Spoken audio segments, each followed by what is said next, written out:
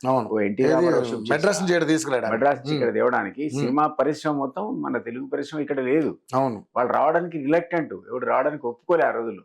అప్పుడు ఇన్సెంటివ్స్ ఇచ్చి మీరు హ్మ్. స్టూడియోలు కట్టుకోవడానికి ల్యాండ్ ఇచ్చి ల్యాండ్‌లిచ్చి బ్రహ్మాండంగా ఎంకరేజ్ చేశారు కదా! అందుకనే ఓ రామానాయుడు స్టూడియో కావచ్చు, పద్మాలయ పద్మనాభ కావచ్చు, కావచ్చు, అన్నపూర్ణ కావచ్చు, అన్నపూర్ణ కావచ్చు, ఎన్టీఆర్ సంబంధించిన స్టూడియోస్ కావచ్చు, ఇవన్నీ అప్పుడే రామకృష్ణ వచ్చాయి. స్టూడియో. హ్మ్. రామకృష్ణ స్టూడియోస్ గాని. హ్మ్. వాళ్ళు వచ్చితే వాళ్ళతో పాటు పరిశ్రమ తరలి వచ్చింది తప్ప, ఈరోజు వచ్చిన పరిశ్రమను హ్మ్. మీరు ఈ రకంగా ఇబ్బంది పెట్టారనుకుందాం. హ్మ్. అదే రకరకాల కామెంట్స్ కామెంట్స్ వస్తున్నాయి వస్తున్నాయి. కదా! ఈ ఓకే. కామెంట్స్ వల్ల కొద్దిగా బాధపడి నిజంగానే ఆ ప్రముఖులు ఏమైనా లేదులే ఇక మనం ఇక్కడి నుంచి తరలిపోదాం అని అనుకుంటే, హ్మ్. ఇక్కడ ఆల్ సెడ్ అండ్ డన్ హ్మ్. మోస్ట్ ఆఫ్ ది పరిశ్రమ అంతా మన ఆంధ్ర మిత్రులదే. అవును.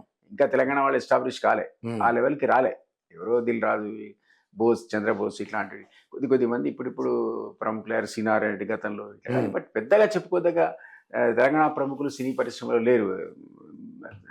అందువల్ల నేనేమంటున్నానంటే ఈ పరిశ్రమను మీరు ఈరోజు నిరుత్సాహపరిచో లేదా డిస్కరేజ్ చేసో మేము వెనక లేవనేటువంటి ఒక అపోహ కల్పిస్తే వీళ్ళు తరిగిపోయి అమరావతికి విశాఖపట్నం పోయారనుకోండి. హ్మ్. అది మనకు కూడా నష్టమే కదా! ఓకే. అందువల్ల నేను కూడా you have to carefully deal that. హ్మ్. అక్కడ కొంత పొరపాటు జరిగినట్టు అనిపించింది నాకు. కానీ దీని వెనక కుట్ర కోణం కూడా ఇక్కడి నుంచి ఇండస్ట్రీని తరలించే కార్యక్రమం చేస్తున్నాడు రేవంత్ రెడ్డి.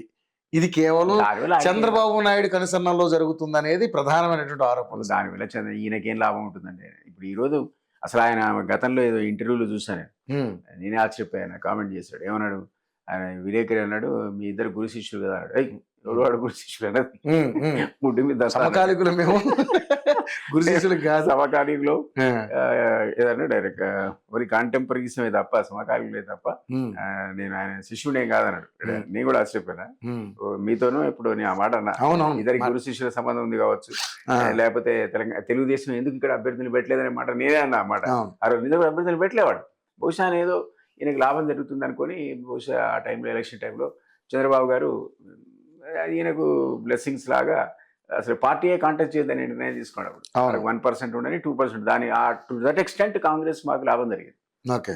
దానివల్ల మరి ఎందుకు నా ఉద్దేశం ఏంటంటే ఇప్పుడు ఆయన నువ్వు శిష్యుడు అనడానికి హ్మ్.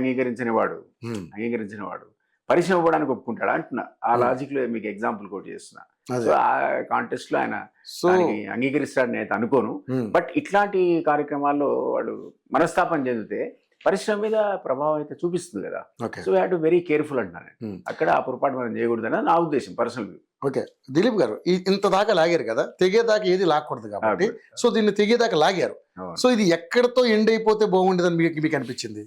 ఇది ఇన్సిడెంట్ జరిగిన ఎమ్మటే వాళ్ళు పరామర్శించడానికి వెళ్తే అయిపోతుండే. పోయి ఉండాల్సి ఉండేది. హ్మ్. వెంటనే ఫ్యామిలీ పోయి అసలు ఆయనే హీరో అయిపోయి హ్మ్. టక్కున చెక్కు తన ఇష్టం వచ్చినంత హ్మ్. కుటుంబానికి నేను సహాయంగా ఉంటాను. నా వల్ల పొరపాటు జరిగిందని ఏదైతే నేను ఎగ్జాంపుల్ చెప్పానో సేమ్ యాజ్ అదే జరగాలి అసలు మోహన్ యాక్చువల్‌గా. బాబు లాగా హ్మ్. హ్మ్. అసలు ఎవరు తెల్లారి నుంచి అది ఆయన అప్రిషియేట్ చేసేవాడు. హ్మ్. అది వేరే రకంగా ఉండేది. ఆ లీగల్ టీం ఎవరో నాకు తెలియదు కానీ హ్మ్. రాంగ్ అడ్వైస్ ఇచ్చారు. Wrong advice. చాలా రాంగ్ అడ్వైస్ ఇచ్చారు. హ్మ్. కాబట్టి ఇప్పటికైనా మించిపోయింది సో లేదు. అల్లు అర్జున్ ఇప్పుడు ఇవాళ గురించి చూసాం కదా ఇంత హ్మ్. క్రిటిసిజం జరుగుతుంది. కాంగ్రెస్ లీడర్స్ ఇవాళ స్టేట్మెంట్ చూసారు అంతా. హ్మ్.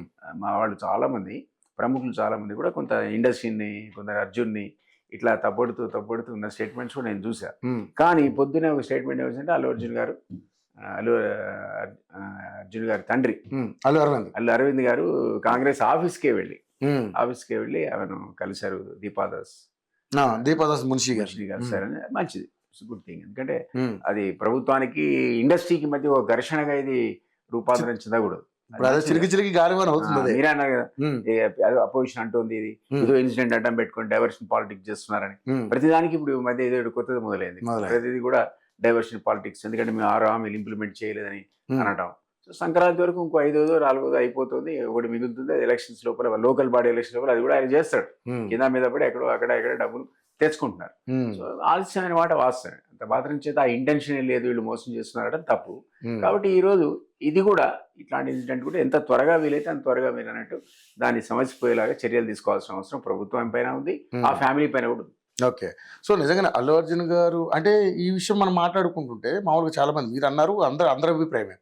కానీ వెళ్ళడానికి నెక్స్ట్ డే కదా! అప్పటికి ఆమె చనిపోయింది. ఆయన మీద ఆల్రెడీ కేసు బుక్ అయింది. ఆళ్ళని పరామర్శించడానికి వెళ్ళడానికి రూల్స్ ఒప్పుకోవనేది వాళ్ళు చెప్తున్నటువంటి వాళ్ళ అంశం. వర్షన్ అది లీగల్ కేసు అని కానీ తప్పదు. హ్మ్. ఐ డోంట్ ఎట్లంటే మోహన్ బాబు మీద కేసు అయింది కదా. హ్మ్. కేసీఆర్ కూడా వీళ్ళు పలకరించి వచ్చాడు. ఒకవేళ ఇన్‌ఫ్లుయెన్స్ చేయాల్సొస్తే. అది అంతే కదా సార్. సేమ్ వర్తిస్తుంది కదా. అవును. అక్కడ ఎందుకు మరి ఆయన వెళ్ళాడు. హ్మ్. ఆయన ఏదైనా సరే ఆయన వెళ్ళాడు. ఆయన పోవాల్సి ఉండే అట్లే. హ్మ్. లీగల్ టీమ్ అడ్వైజ్ దాంట్లో ఏముంటుంది అసలు హ్యుమానిటేరియన్ యాంగిల్ అది. ఆ. హ్యుమానిటేరియన్ యాంగిల్లో పోవాలి. పోదలుచుకుంటే పోలీస్కి ఇన్ఫార్మ్ చేసి పోవాలి. పోవాలి. వాళ్ళు ప్రొటెక్షన్ ఇస్తారు, పరామరిస్తారు, వస్తారు. తప్పు అందులో కొంత తప్పు చేశాడు ఆయన. ఉమ్. ఆ డిలే వల్ల కొంత అపోహలకు ఆస్కారం ఏర్పడ్డది. ఓకే. సో ఇప్పుడు థియేటర్ని ఈ విధంగా చూస్తారు. థియేటర్ మేనేజ్ కూడా తప్పండి. వాళ్ళు అది ముందే పోలీస్ ఇన్స్పెక్టర్ చెప్పింది నిజమే అయితే, ఆయన అఫీషియల్ కాబట్టి అవధానం ఆడతాడని అనుకోను. ఉమ్. వాళ్ళు ఇన్ఫార్మ్ చేస్తే ఆయన రాశాడు, ఉమ్. మీరు తీసుకొని రావద్దు, అంటే సిచ్యువేషన్ కంట్రోల్ చేయలేము. వాళ్ళు చెప్పారట, అది ఒకటే గేట్ ఏదో ఉందట దానికి. 2 గేట్లు ఉంటే గేట్ ఆల్రెడీ ఇరిగిపోతే రెండో గేట్ ఒకటే గేట్ ఉందట, ఆ ఒకటి 2 థియేటర్లే ఉన్నాయట అక్కడ. సో దాన్ని కంట్రోల్ చేయలేము మేము అని కూడా రాశారట. రాసిన తర్వాత ఎట్లా ఇగ్నోర్ చేస్తారు మీరు? ఈ ఇద్దరిలో తేడా ఉంది. మళ్ళీ పోలీస్ వర్షన్ లో అండ్ హీరో వర్షన్ లో తేడా ఉంది. తేడా.